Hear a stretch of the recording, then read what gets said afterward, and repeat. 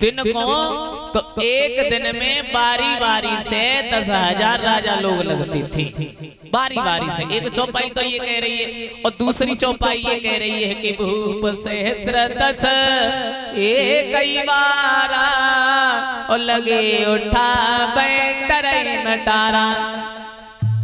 दशानन रावण और सहस्रा बाहु अर्जुन, इन दोनों ने मिलकर धनुष उठाना चाहा, लेकिन धनुष उठना तो बहुत दूर रहा, 3 बार हिला नहीं। जनक उठ के खड़े हो गए। जनक कहने लगे मैंने समझ लिया, समझ लिया कि मैंने समझ लिया उन पुरखों की और संतानन में तासीर नहीं।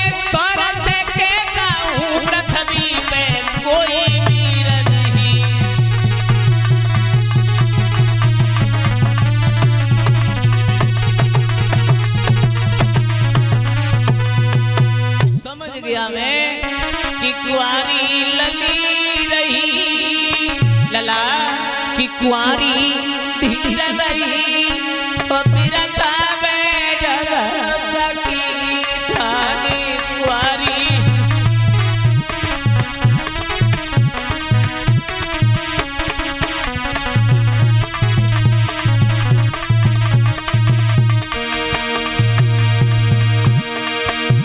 एक कुआरी धीर रही कमलेश के कुआरी धीर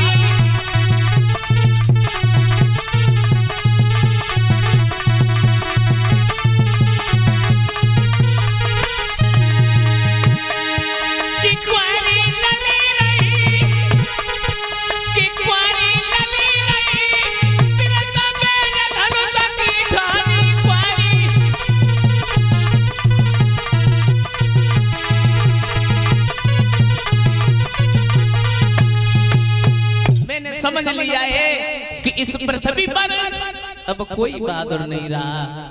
जनक की बात सुन के लक्ष्मण खड़े हो गए, भैया भैया भैया।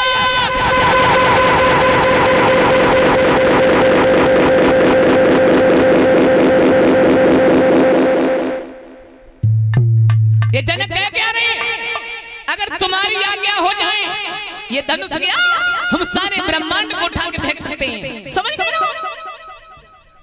अब विश्वामित्र कौन गधा न उगले कौन पहले उली उली फेंकते, बैठ जा।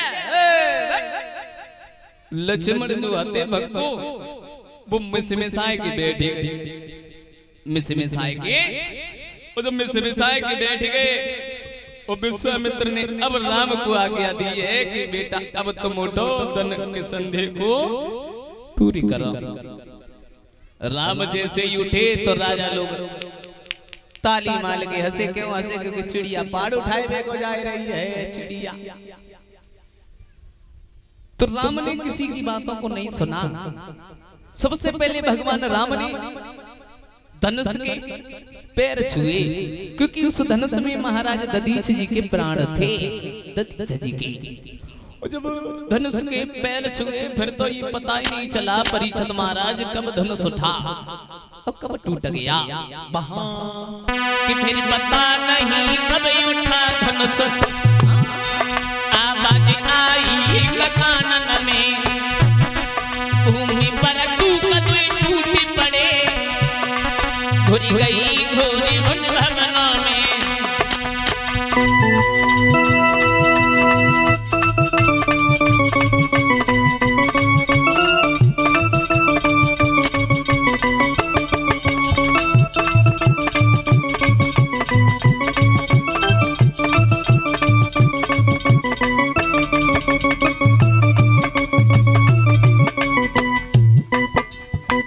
जिस समय पता ही नहीं चला धनुष कब उठा कब टूट गया, गोपी हुआ क्या?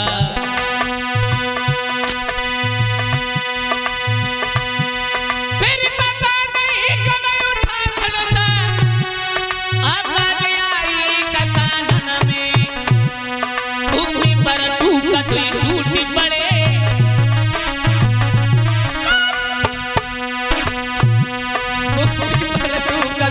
टूटी बने घुल गई घोर भवनों में।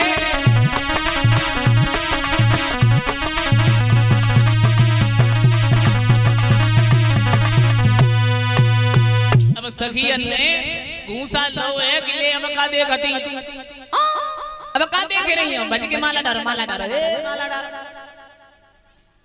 अब जैसे ही सीता जी आगे माला लेके चली तो राम जो हते सो कछु ज्यादा लंबे हते। तो जनकपुरी की सहेलियों ने एक बात